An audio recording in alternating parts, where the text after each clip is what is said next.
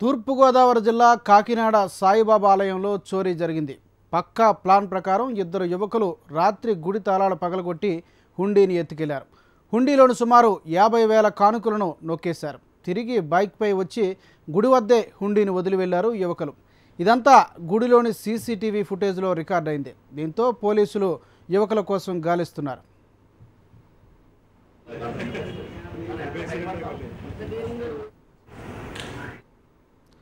ఉదయం ఆలయంలో చోరీ జరిగినట్లు గుర్తించిన పూజారి పోలీసులకు ఫిర్యాదు చేశారు. దీంతో సీసీటీవీ ఫుటేజ్లో క్లియర్గా రికార్డైన దోపిడీ సీన్ మొత్తాన్ని పరిశీలించిన పోలీసులు దర్యాప్తు ప్రారంభించారు.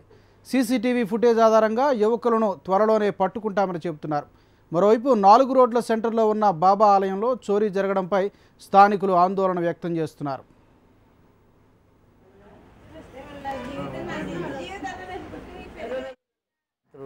ఉదయం 4 గంటలకి పంతులు గారు వచ్చి ఏమంటే గుడి తలుపులు తీసున్నాయని చెప్పారు. చూసేటప్పటికి లోపల ఉన్న ఏమి గిండి లేకుండా ఉంటే ఏంటండి అంటే చూసేటప్పటికి సీసీ కెమెరాలు ఆన్ చేసి చూశానండి. చూస్తే ఇద్దరు లోపలికి వచ్చి చక్కగా అన్ని చేసుకుని ఉండి తీసుకెళ్ళి రైల్వే స్టేషన్ గోడ దగ్గర పడేశారండి. మొత్తం ఉండిలో ఉన్నవన్నీ తీసేసుకున్నారు. దేవుడికి ఇచ్చే మొక్కుబళ్ళు అన్నీ ఒక 50,000 దాకా ఉంటాయండి. అవన్నీ మేము పెద్ద సాయిబాబా సీడీలు పట్టుకెళ్ళి వేసేవాళ్ళం. సో వేద్దామని సరే ఇంకా ఖాళీ లేదు, ఒక 2 రోజులు వెళ్దాం అనుకున్న టైంలో వీరు ఇలా చేశారు.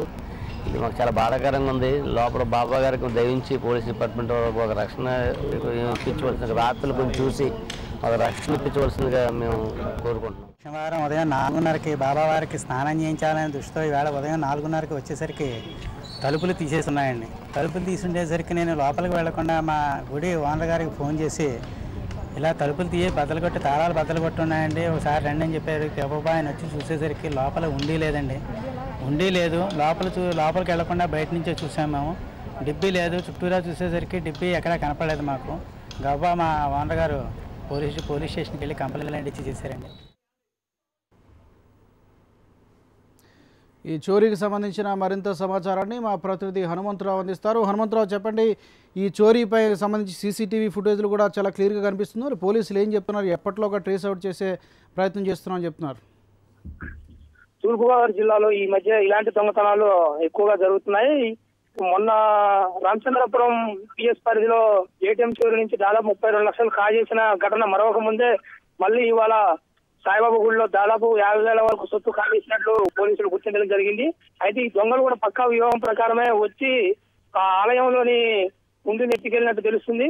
వారు లోపల సీసీటీవీ ఫుటేజ్ లేదని భావించడం ఒకటి, కరెంటు కట్ చేసినప్పటికీ అక్కడ ఇన్వర్టర్ ఉండటం వల్ల వారి యొక్క కదలికలు కూడా ఎప్పటికప్పుడు సీసీటీవీ ఫుటేజ్ లో రికార్డ్ అయింది. వాటి ఆధారంగా స్థానిక యువకులే దీనికి పాల్పడి ఉంటారని చెప్పి కూడా పోలీసులు నిర్ధారిస్తున్నారు. ఇది 2 టౌన్ లిమిట్స్ లో జరిగింది. అయితే దీని పక్కనే 3 సెంటర్ల రోడ్డు ఉండటం ఒకటి ప్రధాన కారణం. అయితే పక్కనే రైల్వే స్టేషన్, కోటవేటు దూరంలో రైల్వే స్టేషన్ ఉంది. రైల్వే స్టేషన్ కూడా నిత్యం ప్రయాణికుల రద్దీ ఉంటుంది. మరో పక్క నైట్ హోటల్ ఉంది, అది కూడా రాత్రి అంతా తీసి ఉంటుంది. ఇంత రద్దీ ప్రాంతంలో కూడా చోరీకి పాల్పడటంతో స్థానికులు కూడా భయాందోళనలు వ్యక్తమవుతున్నాయి. అయితే పోలీసులు మాత్రం దీన్ని తీవ్ర పరిణామంగా భావిస్తున్నారు. ఎట్టి పరిస్థితుల్లో మేము 2-3 రోజుల్లోనే దొంగలు పట్టుకుంటామని చెప్పడం జరుగుతుంది.